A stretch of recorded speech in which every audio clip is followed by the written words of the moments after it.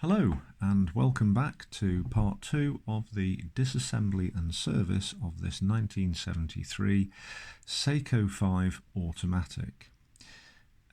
This is being recorded effectively as live, as though you were sat next to me, and with minimal editing, minimal if any editing, so that it is just exactly as it happens. Now, in the previous part, I took the strap off, decased the watch, revealing a certain amount of muck, and took the movement out of the case back, revealing the face, which has been removed, and then we have the calendar and the automatic winder and the rest of the movement underneath. Now, in this part, I'm going to take the automatic winder off, or that mechanism, because in the previous part we found that it didn't really feel very nice. Now, before we go any further, one thing I was talking about previously was my ice cube tray. And I've started using it, and each compartment has the parts relevant to the section that I'm working on. So we're on, the next one is compartment number 6. Now, one thing I have found is that in fact I'm going to zoom in because we're into detail now. So let's get this nice and large. There we go. And we can see the winder is on the screw in the middle, and then we have the barrel and the screw for that. Now, for those who aren't familiar with the mechanisms of mechanical watches, which includes me. Excuse the creaking. I'm leaning on the dining table here, and it's sort of a bit creaky. I found that let's just spin this around so we can see it a bit better. Although the balance does move, let's just move the winder out of the way and get a piece of pegwood so I can be a bit more gentle. The balance does actually move, and it appears to be free. Oops. It spins nicely. It's not going on the winder. So what I'm going to do, just for my own benefit and your benefit as well, is just to see if there's any tension in the mainspring. So I'm just going to wind the mainspring up a little bit. And there's definitely no tension in that because it's taking no effort whatsoever to wind that. If I just turn this around a bit, you'll be able to see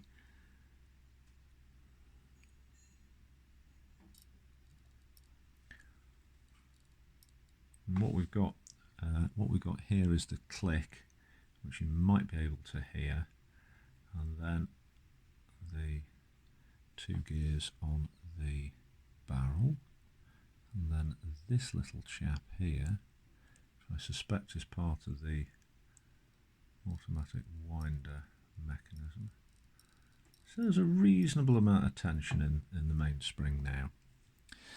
So it should, in theory, if it's working happily, the mainspring, the balance should show a bit of a heartbeat. I'm just going to use the other end because it's a bit.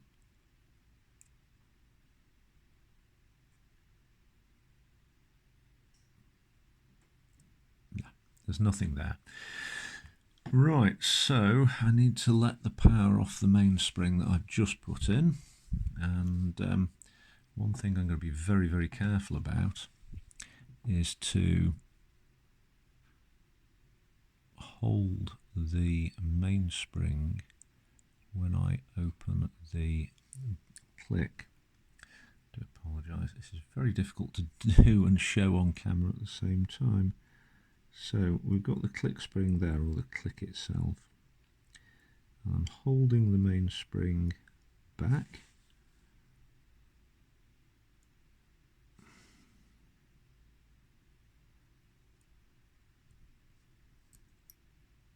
There we go. So I'm just releasing the tension off the mainspring, and I'm trying to get it so that it will focus on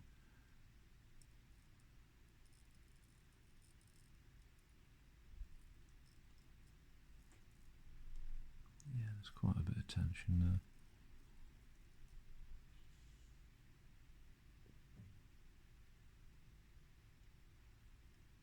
Yeah, that's it. All the tension's out of the mainspring.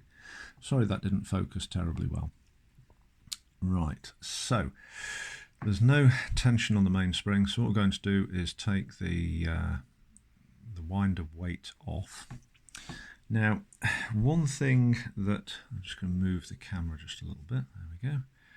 One thing that I have found, and from my research, every other watchmaker in existence, is that, which screw do we want that screwdriver, is that when you take screws off and you've got them in your tweezers and you think you've got them nice and tight, they go twang and disappear. And so I'm leaning against the edge of the table quite carefully so that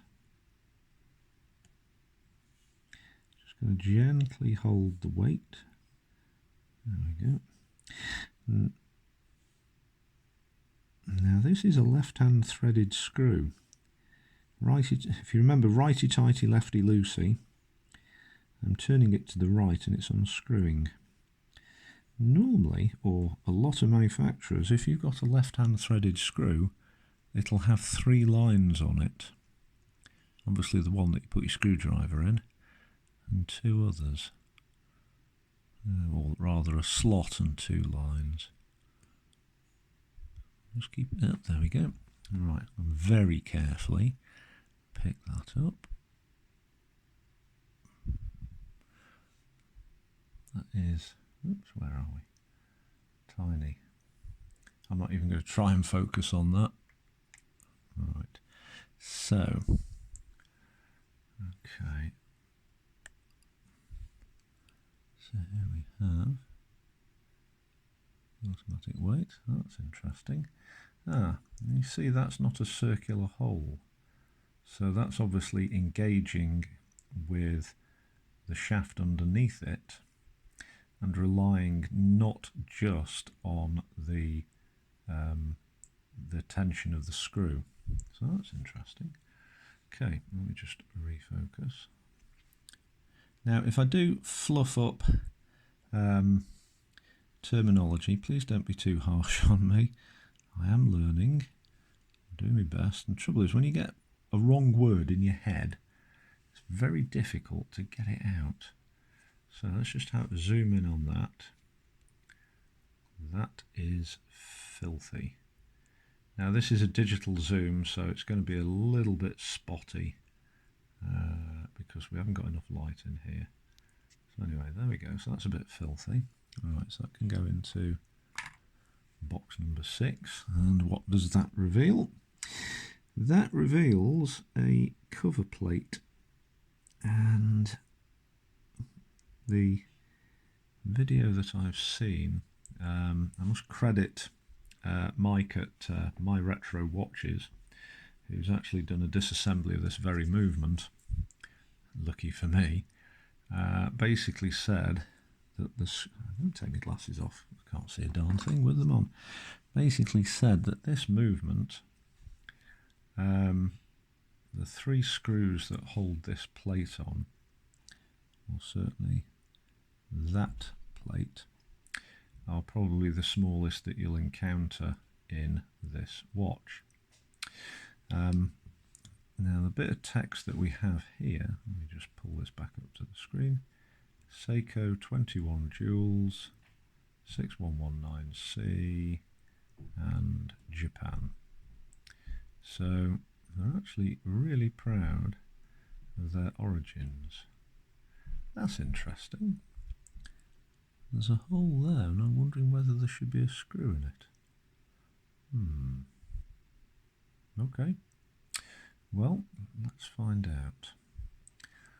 Just refocus you. There we are.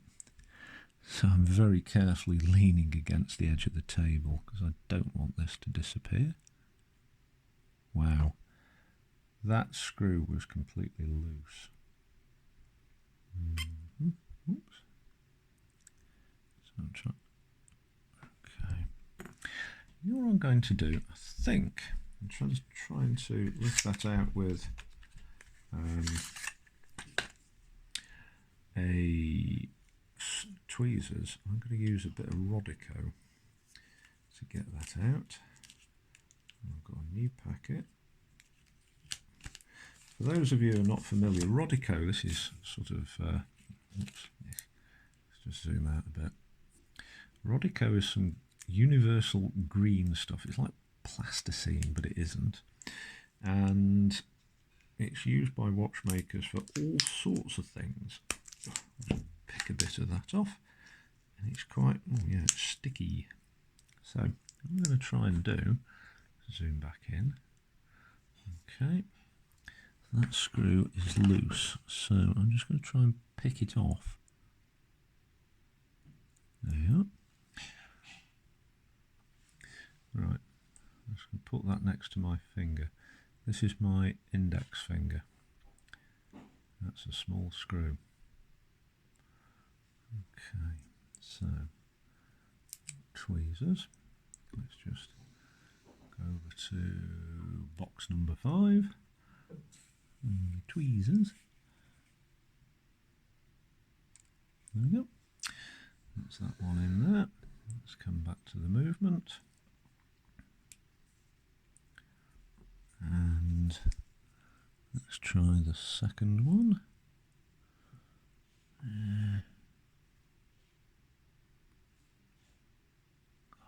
That is very loose.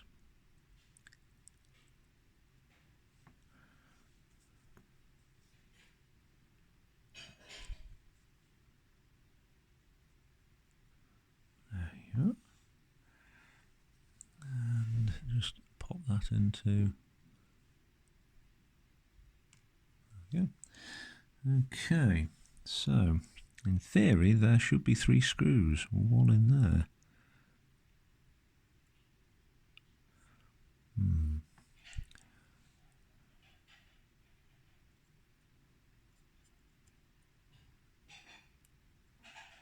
Yeah, that's just completely loose. Screw. Oh no, there is screw 3. Ah, there it is. Ha ha. It's just right on the end there. Again, that is completely loose. No, I mean, normally, in my limited experience, screws are tight, commensurate with their size, but not so tight as your life depends on it, because it'd be very easy with a screw this size, and the shaft of the screw is sub-millimetre. There we go. Right, so that is now, there's 3 screws out of there. Yeah, it'd be very easy to strip the threads, and that is the last thing we want to do. Well, apart from all the other last things we want to do. Alright, so that should just lift off. Oh, hang on a minute. There's 4 screws here. Looks like there is. Or have I taken something out that shouldn't be? Oh no, no. It's just not so easy to come off.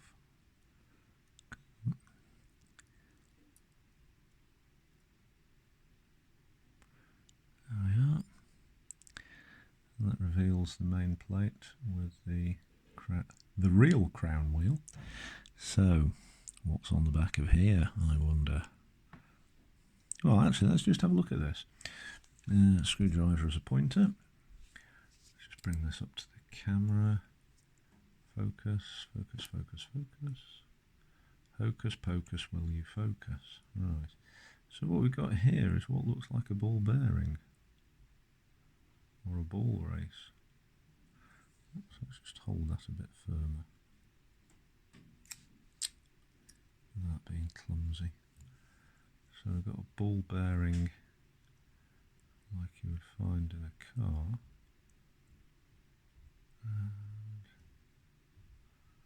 And that is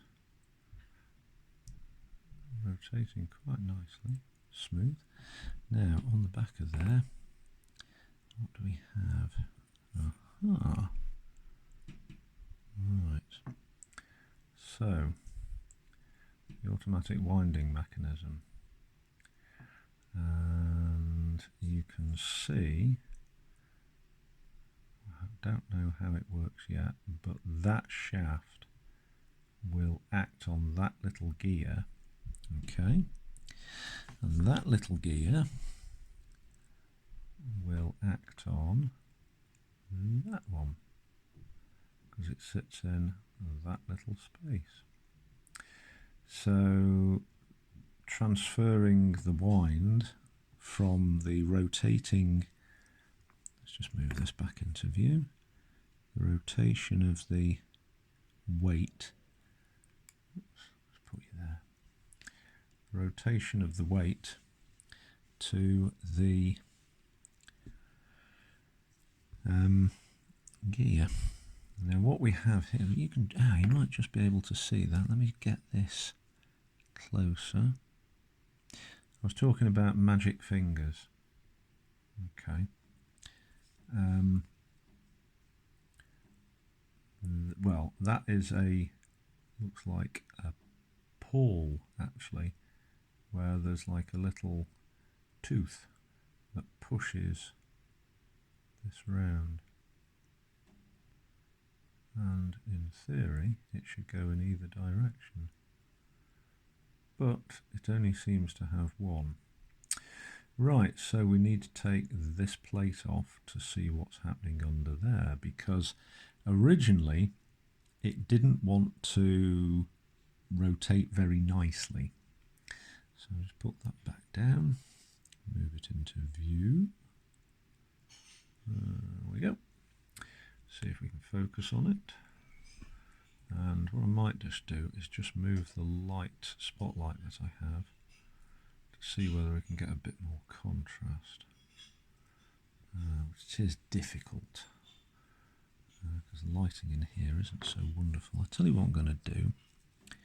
Just going to pop it, stick that down without getting stuck to it. Just pop that on there. Like so. Ah, right, that's better. We can see now. Okay, so we have two screws holding that plate on. Okay, let's just zoom out a bit.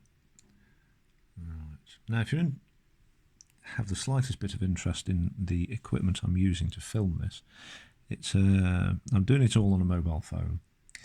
It's a Huawei P20 Pro, which I absolutely love.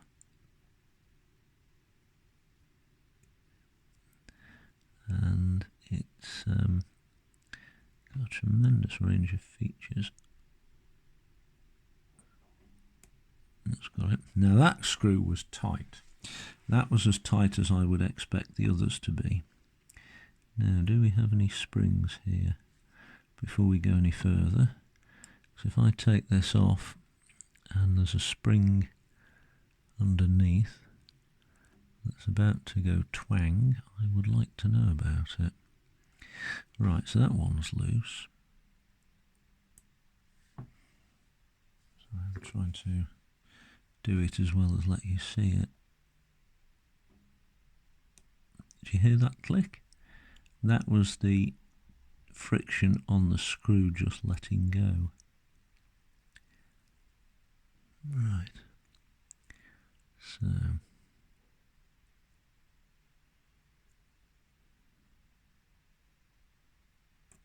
Oh, there we go. That was a screw going twang. There it is. It hasn't escaped. So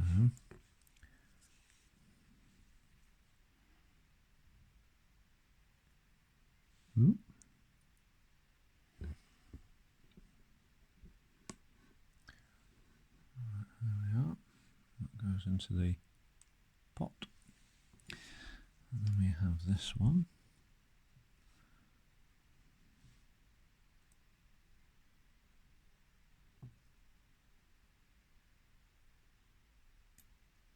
That's loose. Try and get this without it going everywhere. Okay. Right, now what's under the plate? Let's have a look. Oh gosh, it's ever so thin. And that is just, I say just a retaining plate. Oh hello, what's that? Let's just put that down. Oh gosh, lens flare. Now you might not be able to see that, but I've got a feeling there might be a hair. Nope. No, it looked like a hair on the plate. It isn't. It's I guess it's a scratch. Oh, you can see it. Dried up oil, I think. Okay, so that goes that way round. Okay, now what does that reveal?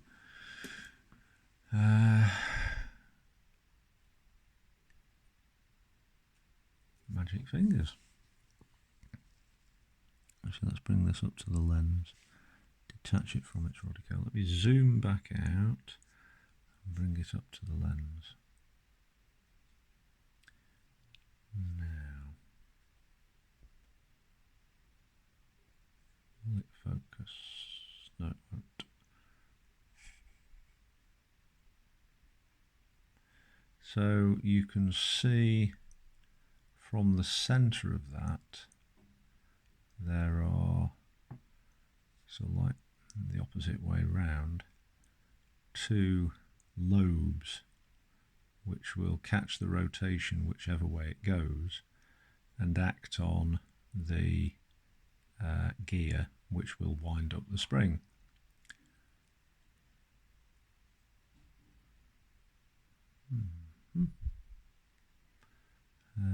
I'm looking for signs of wear. I don't see any. Looking for dirt. There probably is lots of it. Actually, yes, there is. Just in the centre there. I think there's quite a bit of dirt around this area. Okay. Right, so I'll pop you down. Let's see if we can get you without any glare. Right, so that gear obviously wants to come out. Tiny little pivot on it, it's just barely visible. Can you see that? And okay, that can go in the pot. What does that reveal? So at this point, I entered into a whole load of faffing about trying to get a decent view of this plate. So what I did was to put it under the microscope, and you can see the picture that I took of it here. The brass bit I showed you there is actually quite a bit of wear from the gear that the winder acts on. So at the bottom of the screen you've got the hole for where the gear is, and to the right, sort of 4 o'clock position, is where the transfer gear to the barrel would be. And we can see it's quite worn, and there's also quite a bit of dirt there. Interestingly, at the sort of 11 o'clock position on the picture there, you can see the pivot for the actual winder weight, and your eyes aren't deceiving you, that is actually off center, and the pivot and the magic fingers act like a little crankshaft and push the winder gear round, and the sort of taupe coloured bit around that pivot is actually dried up lubrication. So we've definitely got a couple of problems there, and they'll be addressed by cleaning, lubricating, and actually screwing this plate down, which may be the problem. I don't know. Hopefully it's not worn beyond being able to do something about it, but we'll see about that later. Anyway, enough of that, and back to the in action. Let's just get that. Right, let me just zoom in a bit more so you can see more. Right. Okay.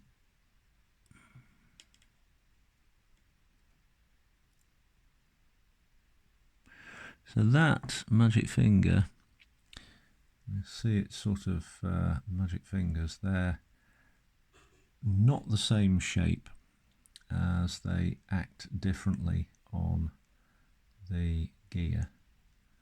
And talk about delicate, that is seriously delicate. And you can see there, maybe you can see there, there's a bit of burnishing. That's obviously where there's been mechanical contact with whatever's underneath. Just having a look on the main body.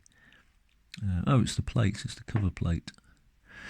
Okay, so that tends to suggest the lubrication is either insufficient or incorrect. Right, now then, do we have anything else on there? I'm not going to press that bearing out, because that would probably be a bad thing. And right, there we go. So that is the automatic winding mechanism. So that is the auto winder assembly disassembled, which reveals the top plate. Tomorrow, or so not necessarily tomorrow, it probably won't be actually, I will be taking the calendar works apart, which will reveal your basic watch mechanism. So on the other side there'll be the train of wheels underneath here, and for those of you who don't know what train of wheels is, your mainspring sits down under there and it gets divided down by various gears, one of which you can see there, you can see another one there, and then the balance, which spins backwards and forwards, regulates the unwinding of the tension in the mainspring, a byproduct of which is to make the hands spin. So that's all the watch is a mechanism to regulate the unwinding of a spring. And I'll say tomorrow, sorry, I keep saying tomorrow, next time, part 3, we will be looking at this side. And yeah, apologies for thinking it was sort of an English version of Arabic. It is in fact, the other language is Portuguese, and quite a few of these watches were bilingual: English-French, English-Arabic, English-Portuguese. It confused me a little bit because it was sold in Dubai, which in the 1970s was little more than a fishing port. Anyway, that's it for today. Thank you for watching. Please come back next time and we will see what is hiding under here. Let me just distract you from, there you go, Sunday. That's a wholesome day. Yeah, thank you for watching. Let's come back to it next time.